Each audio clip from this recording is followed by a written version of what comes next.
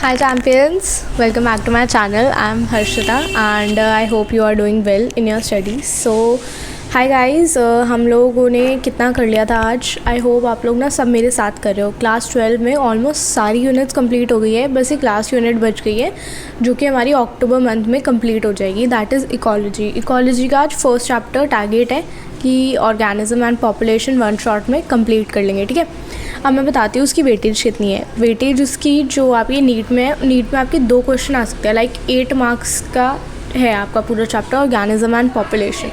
तो please better focus on that chapter. पूरे अच्छे से पढ़ो, मन लगा के पढ़ो यार please. And I will suggest you कि आप लोग ना मेरे साथ साथ पढ़ लो.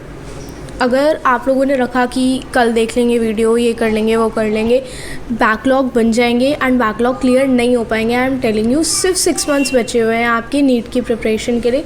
बात है बोर्ड्स की, बोर्ड्स के लिए तो और कम मंथ्स बचे हुए हैं. आई गेस अक्टूबर ख़त्म ही मान लो आप. 15 हो गई आज, 15 हो गई. नवंबर, दिसंबर, जैन, फेब, मार्च अप्रैल में हो जाते हैं, ये शायद मार्च में ही हो जाते हैं आपके बोर्ड. तो उनके लिए तो और कम मंथ्स बचे हैं, 4 महीने ही बचे हैं. तो स्पीड अप योर प्रिपरेशन. ठीक है. और बाकी एक और रिक्वेस्ट आई थी कि और अल्कोहल, फिनॉल एंड ईथर, उसको भी मैं देखती हूँ कि कब पढ़ाना है. बिकॉज हमारे ना हालो एल्केन्स का भी एक लेक्चर बचा हुआ है, वो तो पूरा रिकॉर्डेड है, बस डालना है वो. बाकी बायोमोलिक्यूल्स तो आई विल सी कि नेक्स्ट चैप्टर कौन सा डालना है, अल्कोहल, फिनॉल, ईथर डालना है या फिर बायोमोलिक्यूल्स डालना है. ठीक है. अब बात करते हैं हम अपनी बायोलॉजी पे. बायोलॉजी का जो हमारा अक्टूबर मंथ का टारगेट था, उसमें हमें इकोलॉजी तो पूरी कंप्लीट करनी ही है. तो let's start with that. First chapter of ecology start करते हैं, ऑर्गेनिज्म एंड पॉपुलेशन. ठीक है, चलो आओ स्टार्ट करते हैं. Chapter organism and population. ज़्यादा कुछ नहीं है इस चैप्टर में, तो मैं एक बार खोल लेती हूँ ये चैप्टर अपने लैपटॉप में, उसके बाद स्टार्ट करते हैं. ठीक है.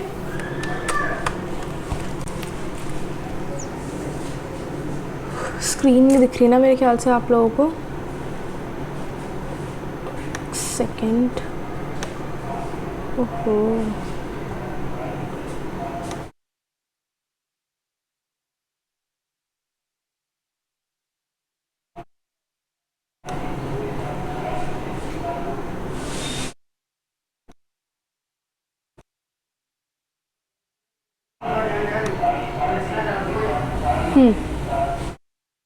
चलो.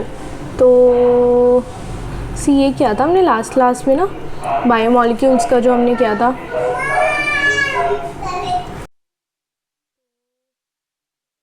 लास्ट क्लास में क्या किया था हमने, बायोमोलिक्यूल्स का कार्बोहाइड्रेट्स कंप्लीट किया था. कार्बोहाइड्रेट्स में हमने सारे types of carbohydrates, then sugar, non sugar, reducing sugar, non reducing sugar, chain structures and normal structures के साथ फ्रक्टोज भी कंप्लीट कर लिया था.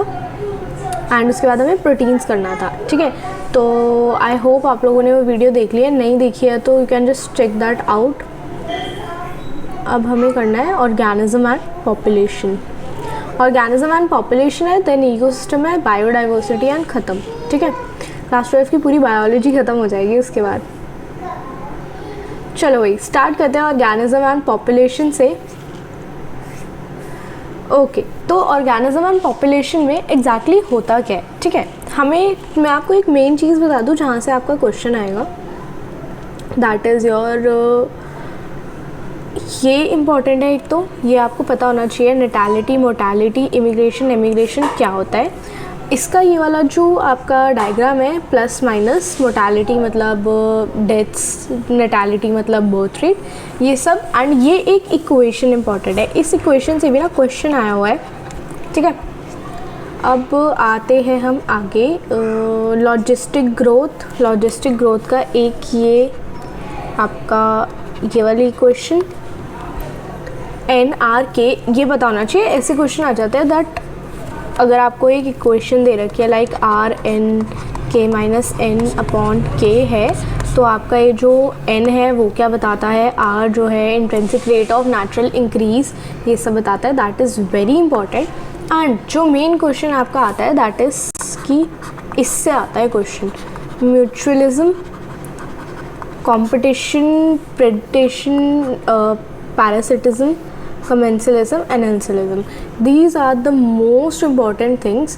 सबसे ज़्यादा ध्यान देके यही पढ़ना है, क्योंकि आप इसमें से ना वो कुछ भी पूछ सकता है. फर्स्ट तो ये पूछ सकता है कि अगर उसने ये दे दिया आपका प्लस प्लस दे रखा है तो ये क्या होता है. म्यूचुअलिज्म होता है. प्लस प्लस बेसिकली कि दोनों ही बेनिफिट हो रहे हैं. प्लस मतलब बेनिफिट एंड माइनस मतलब कि आप उसे हार्म कर रहे हो. ठीक है. फिर इसके एग्जाम्पल आ जाता है कि म्यूचुअलिज्म का एग्जाम्पल क्या है, या फिर अगर उसने कैक्टस दे दिया, कैक्टस किसका एग्जाम्पल है, कंपटीशन, पैरासिटिज्म, ये सब वेरी इंपॉर्टेंट है यहाँ पे. एंड बस इतना छोटा सा ही चैप्टर है ये, हम जल्दी से इसे कंप्लीट कर लेंगे. ठीक है. तो आओ let's start this chapter. I don't think so इस चैप्टर को कंप्लीट करने में बहुत ज़्यादा देर लगेगी हमें.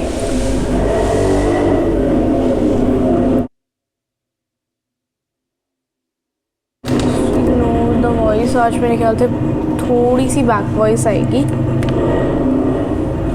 चल स्टार्ट करते हैं आज की क्लास. ऑर्गेनिज्म एंड पॉपुलेशन हमारे चैप्टर का नाम है. ठीक है. ऑर्गेनिज्म एंड पॉपुलेशन से ना सबसे पहले तो हमें समझ क्या आता है, हमें ये बताओ. ऑर्गेनिज्म एंड पॉपुलेशन, ठीक है, क्या समझ में आता है इससे. इफ़ वी टॉक अबाउट, फिर बंद हो गया क्या. ओके. तो अगर आप लोग ऑर्गेनिज्म एक लिविंग वर्ल्ड की बात करते हैं, फर्स्ट तो उसमें क्या क्या आता है आपका. सब कुछ biological organisation, macromolecules, cells, tissues, organs, individual organism and population. Individual organism को क्या ही ले लेंगे हम, लाइक वन, जैसे मैं हो गई, आप हो गए, हम लोग क्या है, ऑर्गेनिजम्स ही तो है. And a group of organism is your group of organism. Community को हम क्या कहेंगे, we call that as a population. ठीक है. अब आते हैं हम यहाँ पे. In a garden we may ask how does the bird sings और how does the bird sing. The how question seeks the mechanism behind the process, while the why question seeks the significance of the process. For the first question is example, the answer might be in the term of operation of voice box, like voice कैसे sing birds कैसे sing करती है, vibrations of the bones of the bird etc. ठीक है. Whereas for the second question the answer may lies in the bird क्यों sing करती है. First is bird कैसे सिंग करती है एंड सेकेंड इज़ कि बर्ड क्यों गा रही है. तो कैसे में तो कैसे वॉइस बॉक्स या फिर वाइब्रेशंस की मदद से the bird is singing, but क्यों में maybe the bird needs to communicate, या फिर ब्रीडिंग सीजन में यू कैन सी कि जो मैंने देखा है, मतलब मेरे घर के एसी के ऊपर ना कबूतर रहते हैं, तो दैट मेल कबूतर use to make noise to attract the female कबूतर. ठीक है. तो बेसिकली यू कैन से कि वो लोगों को कम्युनिकेट करना होता है. वेयर आगे चलते हैं. When you observe nature around you in with a scientific frame of mind, we certainly come to many interesting questions of both types. Like एक important question ये भी है कि ना नाइट फ्लावर्स जो होते हैं, आप कभी देखना कि नाइट फ्लावर्स जो नाइट में ब्लूम करते हैं ना, वो ज़्यादातर ना वाइट कलर के होते हैं. क्यों होते हैं. फ्लावर्स में नेक्टर क्यों होता है. एंड बर्ड्स को कैसे पता चलता है, बर्ड्स या फिर आप पॉलिनेटर्स कह सकते हो, पॉलिनेटर्स को कैसे पता चलता है कि इस फ्लावर में तो भाई नेक्टर है एंड इस फ्लावर में नेक्टर नहीं है. That's an interesting question. Cactus में थॉर्न्स क्यों होते हैं, वो तो वाटर लॉस को प्रिवेंट करने के लिए होते हैं. ठीक है. तो like these are all the questions की इकोलॉजी पढ़ोगे तो आपके अंदर और ऐसी इंटरेस्टिंग चीज़ें भी जानने का मन करेगा. Ecology is a subject which studies with the interaction among organism and between the organism, it's physical environment. आप ऑर्गेनिज्म एंड उसके फिजिकल इन्वायरमेंट के बीच के इंट्रैक्शन को क्या कह रहे हैं, हम इकोलॉजी कह रहे हैं. ठीक है. Ecology is basically concerned with 4 levels: biological, organization, organism, population, community and biomes. में क्या क्या पढ़ना है आपका. ऑर्गेनिज्म इज़ द सबसे छोटी चीज़. ठीक है. ऑर्गेनिज्म से क्या बनती है आपकी कम्युनिटी कह रही हूँ मैं, populations. Population wholesome makes communities and all the communities are joined to make the biomes. ठीक है, सबसे पहले हमें पढ़ना है पॉपुलेशन एंड एट्रीब्यूट्स. पॉपुलेशन क्या है? बहुत सारे लोग एक साथ आके रह गए तो क्या बना दिया आपका population. In nature, we rarely find isolated single individual or any species. Majority of them lives in a group. ठीक है, we organism individual कहाँ मिलते हैं? All of them lives in a group. We define geographical area shares complete similar resources, potential interbreed, and thus constitutes a population. Although the term of interbreeding implies sexual reproduction, a group of individuals resulting for even asexual. It can be sexual reproduction or can be asexual reproduction. ठीक है, asexual होगी आपकी flowers, plants and some animals में, and sexual reproduction in all the animals, basically the majority of the animals. All that wetlands, rats, dwelling, tea wood, trees, street, bacteria in a culture plate, ये सब क्या है? आपके एक population के example हैं. ठीक है, in earlier chapter you have learned that although individual organism is the one who can cope with the changed environment, it is the population level and natural selection operates and evolve with the desired traits.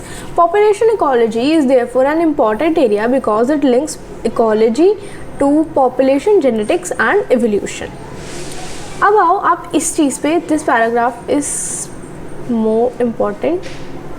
Second, तो आप इस chapter का एक most important ही समझ लो आप, जिससे question आ सकता है आपके.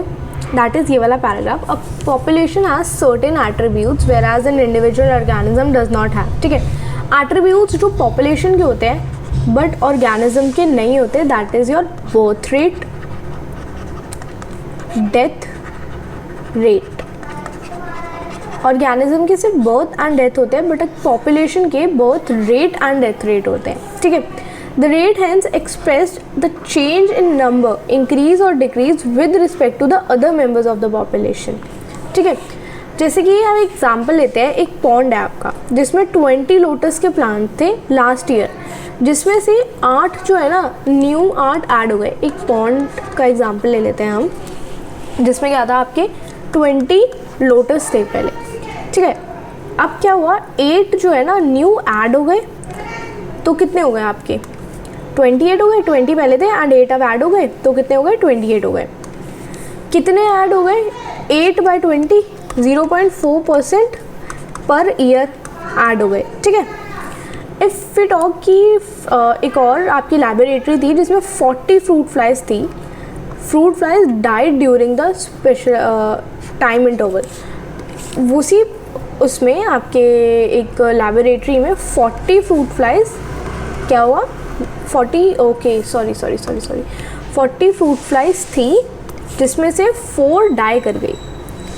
40 फ्रूट फ्लाइज थी एंड 4 डाइड. तो कितनी रेट कम हो गई? दैट इज़ योर 4/40, 0.1% पर वीक आपकी फ्रूट फ्लाइज जो थी वो डाई कर गई. ठीक है, another characteristic is sex ratio, कितने मेल है कितने फीमेल है. ठीक है, अब वी टॉक अबाउट कि एक आपके लेट्स टेक कि एक कम्युनिटी में 60 फीमेल्स हैं एंड 40 मेल्स हैं.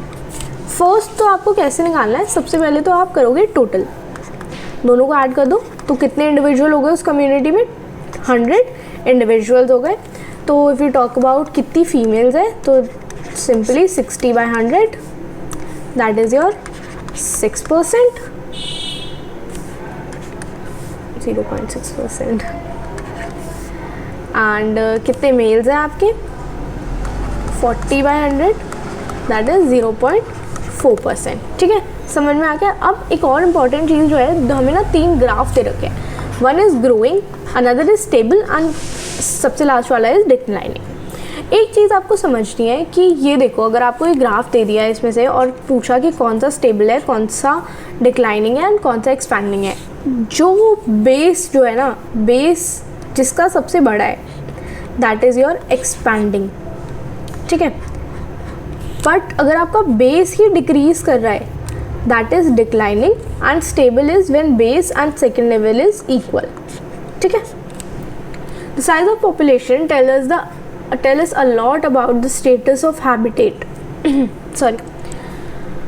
Impacts, predators, effect of pesticide application. We always evaluate them in terms of the change in population size. The population in nature could be low as 10 Siberian crane in ये ना please याद कर लेना, मतलब question आ सकता है इसमें से कि बेसिकली ये इस लाइन में क्या कह रहा है कि ना पॉपुलेशन जो है ना वो बहुत ज़्यादा वेरी कर सकती है.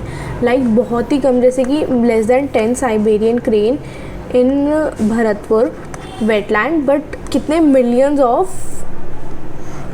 आपके कितने भी कुछ भी हो सकता है पॉन्ड्स में.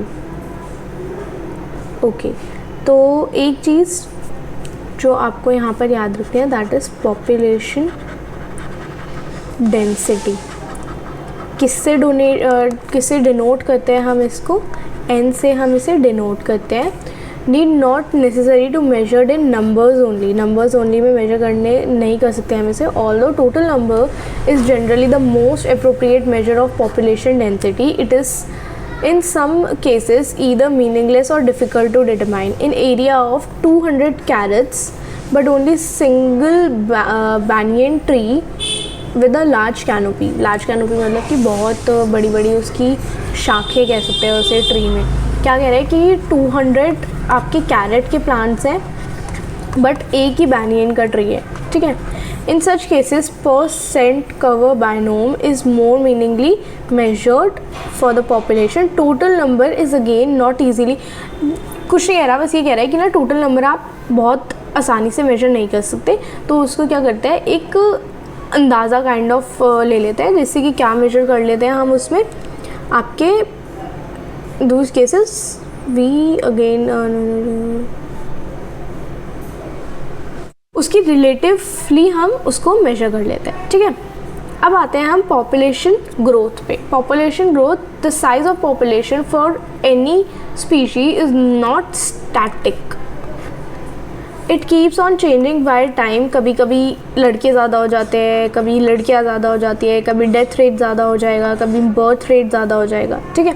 Depending on the various factors like food availability, predation, pressure and adverse weather. In fact, it is there a change of population density that gives us some idea of what's happening in the population, whether it is flourishing. Flourishing में क्या होगा, आपका birth rate ज़्यादा होगा and your immigration ज़्यादा होगी. ठीक है.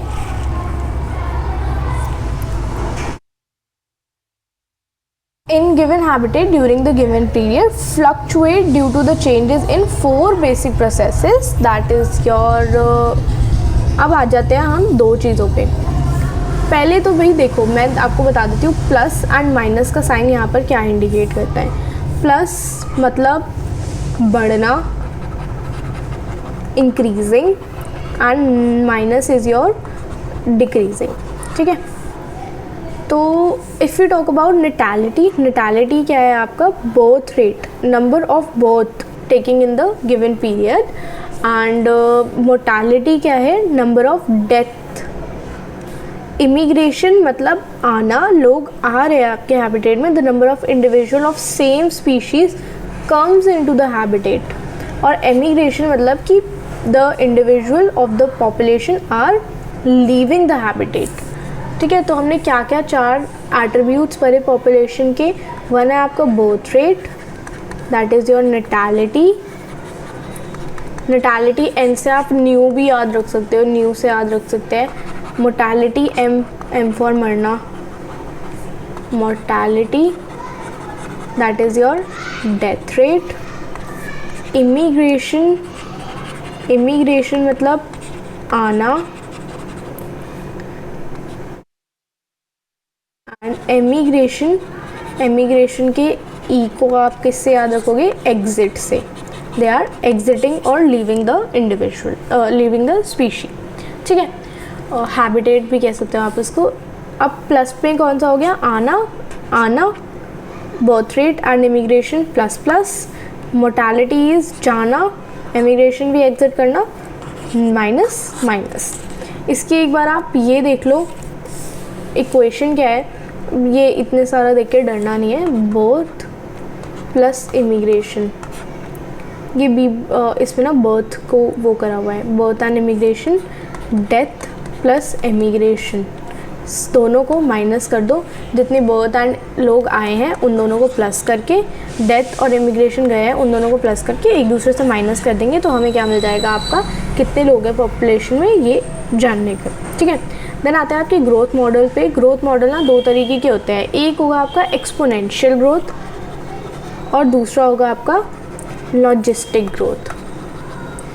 एक्सपोनेंशियल क्या है, एक हाइपोथेटिकल सिचुएशन मान लेते हैं कि ना आपके पास अनलिमिटेड फूड है, कि जितना आपको फूड चाहिए, स्पेस चाहिए, आपकी डिज़ायर्ड मतलब जैसे आप लोग चाहते हो वैसे कर सकते हो। बट द थिंग इज़ कि this is not the ideal one, कि आप आइडियली ऐसा नहीं हो सकता। Resources availability is obviously essential to unripe the population when the resource and habitat is unlimited. Each species has the ability to realize fully and potential to grow in number. ठीक है, तो if you see इसमें क्या है कि आपका जो graph है ना, अगर आप एक्सपोनेंशियल वाला लोगे तो ये है आपका एक्सपोनेंशियल वाला ग्राफ, कि दैट इज़ फ्लरिशिंग। बट ऐसा नहीं होता।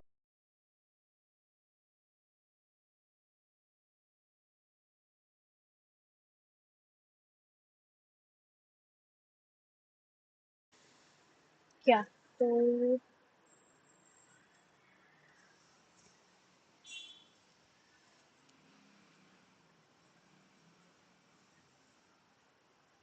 सबको समझ में आ गया कि क्या क्या मोर्टालिटी मेटालिटी एंड जब हमने logistic growth and exponential growth curve किए थे, कि एक्सपोनेंशियल में यू हैव अनलिमिटेड रिसोर्सेज, तो anyone can flourish as much as they want. ठीक है, तो इसका ग्राफ कुछ ऐसा होगा, स्ट्रेट ऑनगोइंग, क्योंकि they have ultimate unlimited resources, sorry. And इसका जो फॉर्मूला है ना, that is d n by d t is equals to r n, जहाँ पर आपका जो आर है ना, that is your intrinsic rate of natural increase and your n is population density at time T.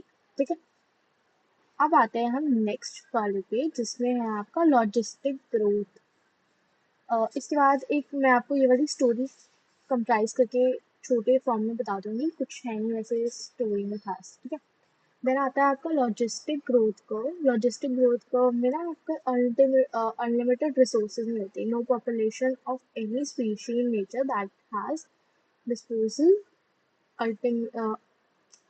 unlimited resources. ठीक है, to permit exponential growth this led to competition. अब क्या आता है आपका एक जो मेन यहाँ पर, that is की competition between individual for limited resources.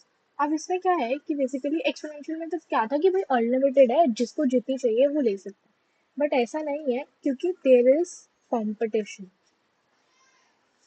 Competition है मतलब 2 लोग 10 लोग 20 लोग एक ही रिसोर्स के लिए फाइट कर रहे हैं, तो जो जितना बेस्ट होगा उसे वो रिसोर्स उतनी ज़्यादा मिल जाएगी, एंड दूसरा जो हार जाएगा दैट विल डाई। ठीक है, eventually the fitness individual will survive, जो फिटेस्ट होगा वो सर्वाइव कर जाएगा एंड रिप्रोड्यूस कर जाएगा। एक और इम्पॉर्टेंट चीज़ जो है ना कि पॉपुलेशन की, दैट इज रिप्रोडक्टिव होना चाहिए, मतलब द वही सरवाइव करेगा जो रिप्रोड्यूस कर सकता है। ठीक है, एक सेकेंड। अब आते हैं, let us call the limit as natural carrying capacity. क्या है आपका K, carrying capacity for the species of habitat. ठीक है, अब आते हैं हम दूसरे पे, a population growing in a habitat with limited resource shows initially a lag. Initially क्या होता है आपका, एक लैग दिखाएंगे followed by the phase of acceleration. ये जो ग्राफ है ना आपका बिल्कुल स्मूथ नहीं होगा फर्स्ट देखो इसमें, इनिशियली क्या कर रहा है, थोड़ा सा ना लैग दिखा रहा है, उसके बाद जाकर कहीं एक्सेल एंड स्मूथ चल रहा है, ठीक है, एक्सेलरेट करेगा and deaccelerate and final and astro asymptote. When the population density reaches the carrying capacity, a plot of n in the relation with t result in a sigmoid curve. अगर किसी ने पूछा कि भाई कौन सा कर्व है ये, तो ये होगा sigmoid curve. The type of population growth is called as perhaps called logistic growth. ठीक है, ये आपको एक इक्वेशन जो याद रखनी है, that is d n by d t is equals to r n K minus n by K, जिसमें के आपका कैरिंग कैपेसिटी है, एन आपका पॉपुलेशन डेंसिटी है, and r is your intrinsic wait.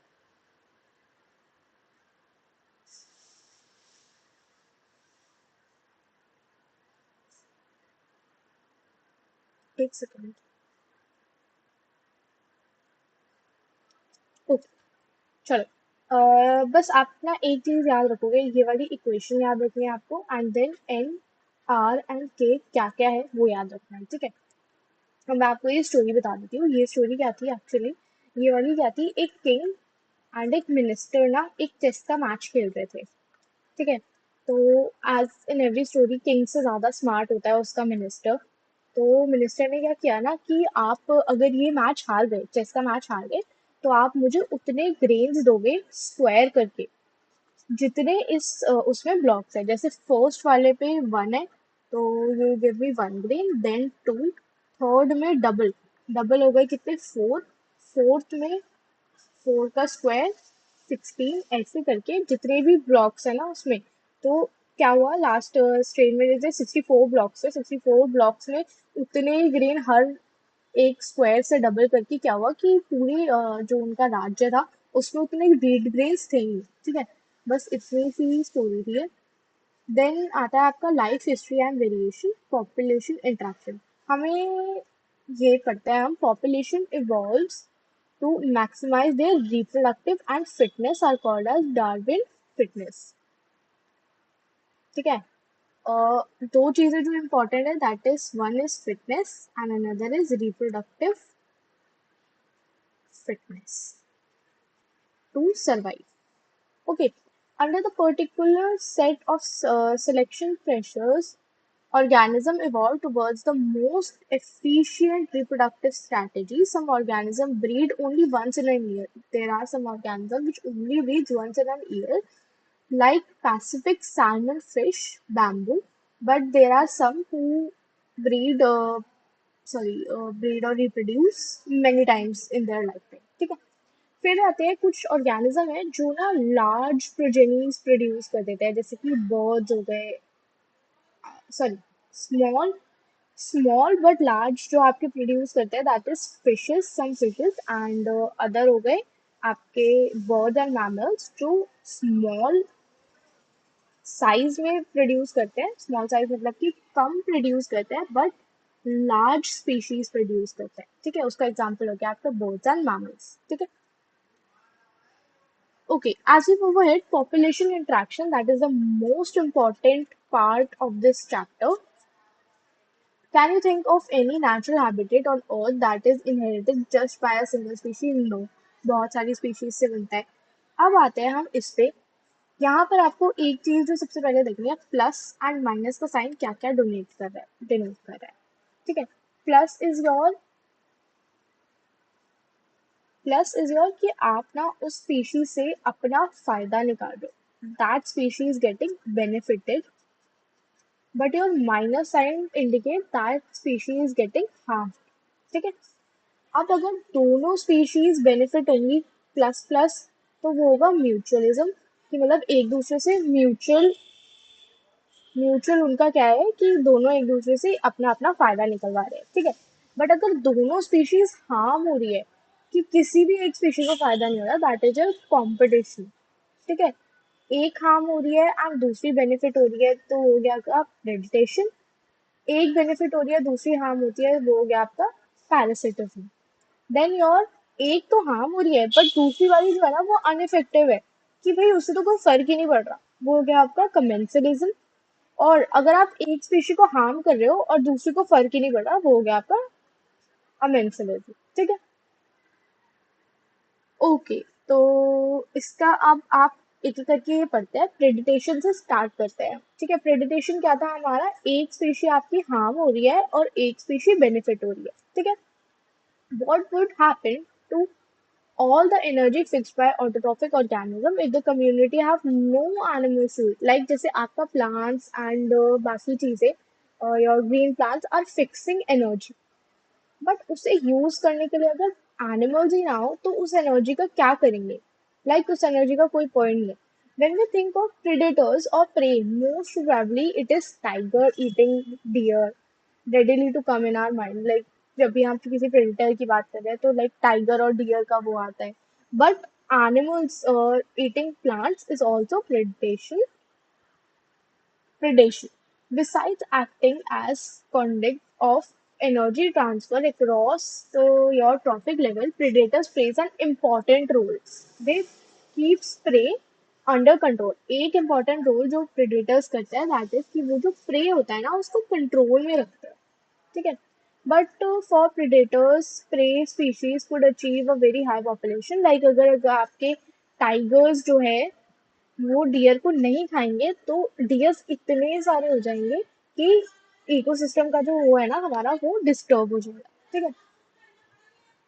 Okay, the prickly pear cactus involved in Australia in early 1920s caused havoc by spreading rapidly in millions of hectares। क्या था कि आपका एक prickly पेड़ जो है वो ना मिलियंस ऑफ हेक्टेयर में स्प्रेड आउट हो रहा था, तो उसको कंट्रोल करने के लिए क्या यूज किया, आपका cactus was bought for the under control cactus feeding predator जो आपका मौत था। ठीक है, प्रेडेटर्स भी हमारे उसमें इम्पोर्टेंट हो सकते हैं, ये बेसिकली आपको ये बता रहा है। ठीक है, सेकेंड एग्जाम्पल पढ़ो, predators also helps in maintaining species diversity in a community by reducing the intensity of competition. एक चीज और जो रिड्यूस करता है दैट इज कॉम्पिटिशन, रिड्यूस कर देता है। जो दो लोग एक दूसरे के लिए compete कर रहे हैं उसको रिड्यूस कर देता है। इसका एक एग्जाम्पल हो गया आपका क्या, American Pacific coast, the star fish is an important predator, very important. जितने सारे प्रेडेटर्स एनसीईआरटी में लिखे हैं वो एज इट इज याद करने हैं। ठीक है, when starfish was removed from the enclosed area, more than 10 species of invertebrates were extinct within the area because of interspecific competition. If predators is too efficient and overexploited its prey, then the prey might become extinct। भाई ऐसे भी हो सकता है कि predators जो है वो उन्हें इतना ज्यादा हार्म कर दे कि जो आपके प्रे है ना वही एक्सटिंक्ट हो जाए। ठीक है, तो सब कुछ जो होना है ना वो बराबरी में होना चाहिए। Some species of insects and frogs to avoid detecting, अब कुछ जो स्पीशीज है ना आपके फ्रॉग्स हो गए, वो क्या करते हैं, कैमोफ्लेज कर लेते हैं। कैमोफ्लेज करने से क्या, वो प्रेडेटर्स के दिखने को अवॉइड कर देते हैं। ठीक है, इसका आपका एक एग्जाम्पल है मोनार्क बटरफ्लाई, जो आपका special chemical present in their body acquire a chemical during the caterpillar stage by feeding the poisonous bee. For plants, herbivores, and predators, nearly 20% of all the insects known to be phytophagous eating on plants. The problem is particularly so for plant becoming unlike animals. They cannot run away. अब भाई plants पे जो predators बैठेंगे, plants तो भाग भी नहीं सकते, वो कैसे अपने आप को बचाएंगे। तो उसके लिए कुछ morphological defenses होते हैं, जैसे कि फर्स्ट जो सबको पता है दैट इज कैक्टस। कैक्टस पे थॉर्न्स होते हैं, उसकी वजह से ना कैक्टस पे कोई इतनी आसानी से नहीं बैठ सकता।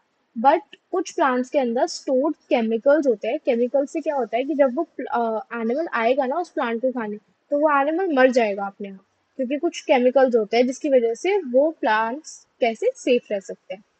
ठीक है,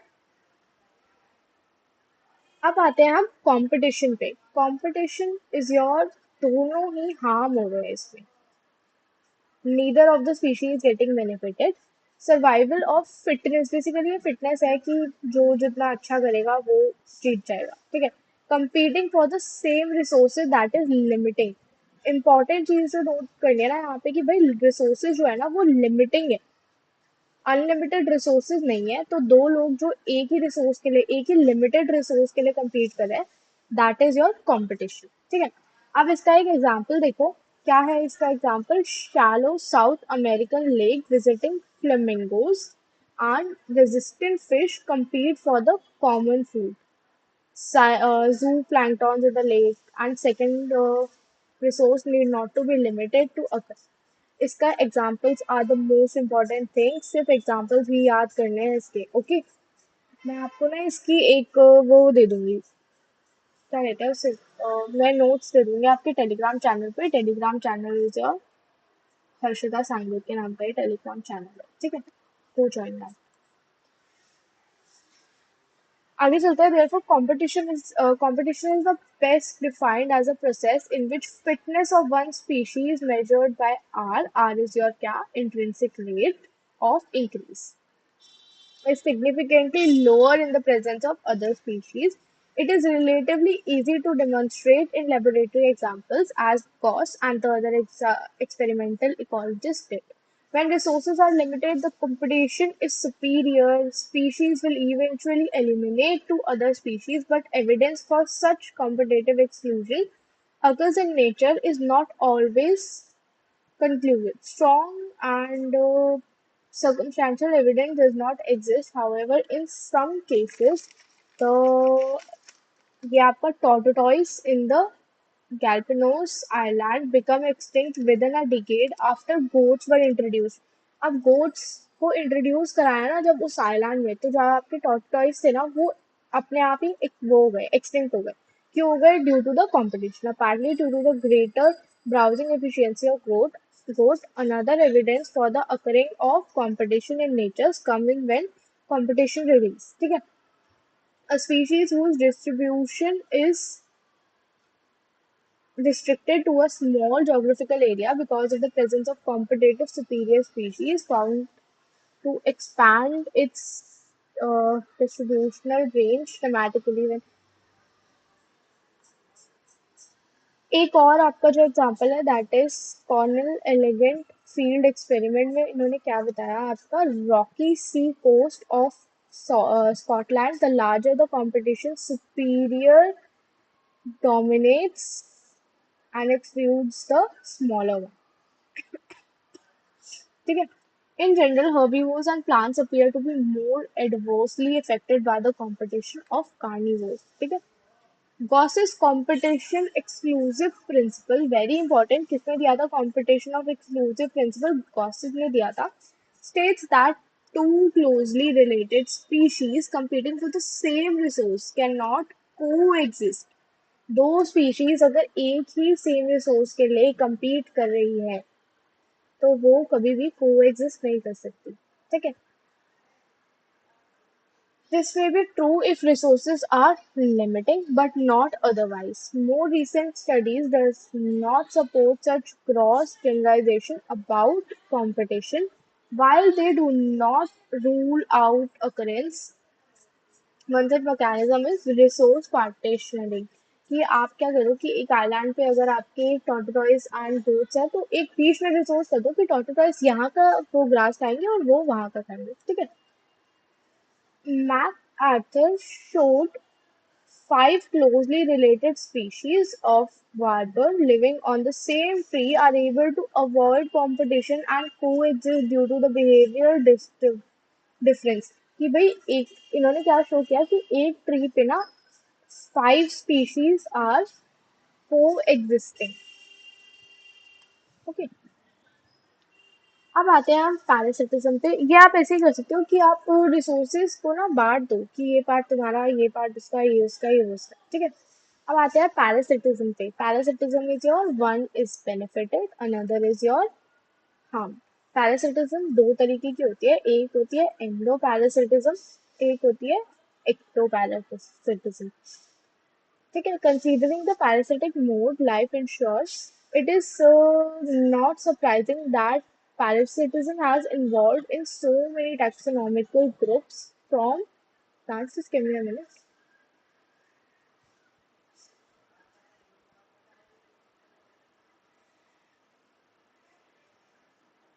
Hmm. चलो क्या तो let's start. Both host and parasites turn to co-evolve. दोनों ही co-evolve करती है. That is the host evolved special mechanism for resisting the parasite. The parasite evolves the neutralizing them in order to success with the same of host. ये सब कुछ और तो नहीं आएगा ये. फिर आती है कुछ कुछ स्पेशल चीजें जो पैरासाइट्स के अंदर होती है that are special adaptations such as to loss of unnecessary sense organs presence of adhesive organs or suckers, loss of digestive system, and high reproductive capacity. The life cycle of parasites are often complex, involving one or two immediate hosts. दो host भी हो सकते हैं या दो vector भी हो सकते हैं जैसे कि आपका एग्जाम्पल है यहाँ पर liver fluke nematode parasite depends on two hosts. One is your snail and another is your fish to complete its life cycle. फिर आता है आपका मलेरिया. मलेरिया भी आपका एक मॉस्किटो पे डिपेंड करता है और दूसरा होस्ट पे डिपेंड करता है. मलेरिया की आई गेस आप लोगों को पूरी साइकिल याद है. मलेरिया की साइकिल पढ़ाई थी मैंने ह्यूमन हेल्थ एंड डिजीजेस में. पढ़ लो please. They might render the host more vulnerable. Parasitism makes them physically weak.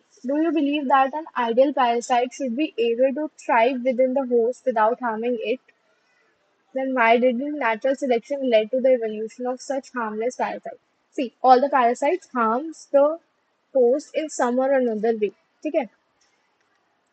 Parasites that fed on external वाले जो होते हैं that are your ectoparasites and जो बॉडी को मतलब जैसे आपकी अगर बॉडी पे है ना वो पैरासाइट आउटसाइड कह सकते हैं हम इसको आउटसाइड कहेंगे इसे मुंह पे साइड ही जैसे कि हो गई आपकी lice in humans and ticks in dogs many marine fishes infected by ectoparasite Cuscuta. A parasitic plant is commonly found in growing of hedges of plant has lost its chlorophyll and the source of evolution. ठीक है. It derives its nutrition from the parasites. अब आते हैं आपके endo parasites. Endo मतलब अंदर रहते हैं उनके होस्ट के अंदर रहेंगे कौन से आपके एंडो पैरासाइट्स. कहाँ कहाँ रहते होंगे your kidney liver red blood cells etc. The life cycle of endoparasites are more complex because they are extreme specialization. Their morphological and anatomical features are greatly different. ठीक है. फिर आता है आपका brood parasitism. Brood parasitism is important. किसमें होता है birds में. इन इसका एग्जाम्पल है आपका क्या parasitic birds Lay's the eggs in the nest of host and host जो होता है ना वो उसके एग्स को अपने एग समझ के नरिश कर देता है. ठीक है. इसका एक एग्जांपल है कोयल बर्ड. कोयल बर्ड कभी भी अपना घोंसला नहीं बनाती. थ्री इडियट्स में देखा होगा कि जो कोयल बर्ड होती है ना वो हमेशा दूसरे के नेस्ट में अपने बच्चे देती है एग्स देती है. ठीक है. तो किसके नेस्ट में देती है क्रो के नेस्ट में देती है. और एंड वॉच ब्रू पैरासिटिज्म. ठीक है. अब आते हैं हम कमेंसलिज्म पे. कमेंसलिज्म मतलब एक आपकी जो स्पीशी है ना वो बेनिफिट हो जाएगी बट अदर जो होगी ना वो अनहार्म्ड रह जाएगी. ठीक है. There is an interaction in which one species benefit and another is neither harm neither nor benefited. एक जो है वो तो आपकी बेनिफिट है दूसरी नीदर हार्म नॉर बेनिफिट है. इसका एक एग्जांपल है जो orchid growing as right on mango branch and growing on the back. और दूसरी चीज जो है that is your barnacle. Barnacle भी कोई आपका काइंड ऑफ छोटा सा ऑर्गेनिज्म होगा. वो क्या होता है आपकी वेल के पीछे ग्रो करता है. Growing at the back of well क्योंकि वेल कितनी ही बड़ी है. अगर इतनी बड़ी वेल है और इतना छोटा सा ऑर्गेनिज्म उसकी बैक पे ग्रो कर रहा है तो वेल को तो कोई फर्क ही नहीं पड़ेगा. ठीक है. अब इस पे भी neither mango tree is harm और not the well is harm. ठीक है. अब आते हैं हम, these are some example of commensalism. Cattle's grazing because of cattle move stream. It's another example of where between the stripping fishes, the fish get protective predation, stay away from when it does not appear and dive the host of the clone fish. ये आप याद रखोगे, ठीक है। Mutualism है, उसके बाद हमारा चैप्टर कंप्लीट हो रहा है। म्यूचुअलिज्म इज योर बेसिकली क्या होता है, म्यूचुअलिज्म इज बेसिकली दोनों ही बेनिफिट हो रहे हैं। Interaction benefit on the both the interacting species, दोनों बेनिफिट हो रहे हैं। ये जनरली ना क्या होती है, सिम्बायोटिक रिलेशनशिप्स होती है। जैसे कि लिचिन के साथ आपके लिचिन एंड फंगस दिखाते हैं, एल्गे एंड साइनोबैक्टीरिया दिखाते हैं, माइकोराइजा एंड फंजाई दिखाते हैं, रूट्स ऑफ हायर प्लांट्स इनके बीच में होती है, ठीक है। The most spectacular evolution fantasizing example of mutualism is found between plants and animals. Plants and animals के बीच में हमारे भी क्या होती है, mutualism होती है। Plants need the help of animals. इसका क्या एग्जाम्पल है, हमारे और एनिमल्स के बीच में नहीं, जो पॉलिनेटर्स होते हैं वो वाले एनिमल्स एंड प्लांट्स के बीच में होती है। क्या होती है कि पॉलिनेटर्स जो एनिमल्स होते हैं वो पॉलिन ग्रेन्स को कलेक्ट करके प्लांट्स को देते हैं एंड उसकी जगह पे उन्हें क्या मिलता है, नेक्टर मिलता है, ठीक है। बट कुछ ऐसे भी होते हैं एनिमल्स जो ना फ्री में कर लेते हैं, फ्री में नेक्टर तो चुरा के भाग जाते हैं बट पॉलिनेटर्स नहीं बनते, ठीक है। But the mutualism benefit system should also be safeguard, like cheaters होते हैं, for example the animals that try to steal nectar without aiding in pollination, ठीक है। Co-evolution of mutualists, that is evolution, flower and pollinator seeds are tightly linked with another. In many species of figs trees, there is tight one-on-one relationship between the pollinators and wasps. It means that the given fig species can be pollinated only by its partner wasp species and none other by the other wasp. The female wasps use the flower not only as the oviposition egg-laying sits but uses it in developing the seeds within the fruit, nourishing its larva. ये क्या करती है भाई, अपने ना बच्चे को वो कर लेती है उसमें। The wasp pollinator the pollinates the fig. Wasp जो होती है वो इसमें क्या करती है, प्लांट को पॉलिनेट कर देती है और उसके चक्कर में एज उसका एग लेइंग साइट बन जाती है। जैसे कि एक फ्लावर है, फ्लावर पे वैस्प ने अपने बच्चे दे दिए, एग ले कर दिए, उसको वो नरिश करेगी एंड उसी चक्कर में दैट वैस्प पॉलिनेट्स द फ्लावर, ठीक है। Orchid shows a bewildering diversity of floral patterns, many of which has evolved to attract the right pollinator insects like bee, bumblebees to ensure guaranteed pollinated. Not all the orchids often rewarded get pollination due to sexual, कुछ में क्या होता है कि ना sexual में भी वो उनको पॉलिनेट कर देते हैं। One petal of the flower bears resembles to a female bee in size colour and marking, the male bee attract. Okay, तो ये क्या है कि ये जो फ्लावर होता है ना वो उस पर्टिकुलर बी की साइज शेप का होता है, तो वो जब मेल पॉलिनेटर वो मेल बी आती है ना तो उसको पॉलिनेट कर देती है, ठीक है। Agrawal. So the female bee color pattern change even slightly and in reason of evolution. Pollination success will be reduced unless the orchid co-evolve and maintain the resemblance of petals to the female bee. तो भाई आपका organism and population का पूरा chapter complete हो गया है। आप एक बार पढ़ो, मैंने जो मेन इंपॉर्टेंट चीज़ें बताई थी स्टार्टिंग में उससे पढ़ लेना, इम्पॉर्टेंटली उससे तो एज इट इज़ याद करना है आपको, ठीक है। तो आई होप आपको मज़ा आया हो पढ़ने में। बाकी मुझे प्लीज़ लेट मी नो कि आपको कैसा लगा चैप्टर ऑर्गेनिज्म एंड पॉपुलेशन। छोटा सा चैप्टर था एंड हमने पूरा चैप्टर कंप्लीट कर लिया है, ठीक है। तो इकोलॉजी का फर्स्ट चैप्टर कंप्लीट हो गया है, 2 चैप्टर और बचे, इकोसिस्टम एंड बायोडाइवर्सिटी, वो भी हम जल्दी कंप्लीट कर लेंगे, ठीक है। प्लीज़ पढ़ते रहो प्लीज़। और मैंने अल्कोहल फिनॉल वाला जो बोला था, आई विल डिसाइड कि मेरे को कब डालना है। मैं देखती हूँ, पहले बायोमोलिक्यूल्स डालूंगी, अल्कोहल फिनॉल ईथर डालूंगी, ठीक है।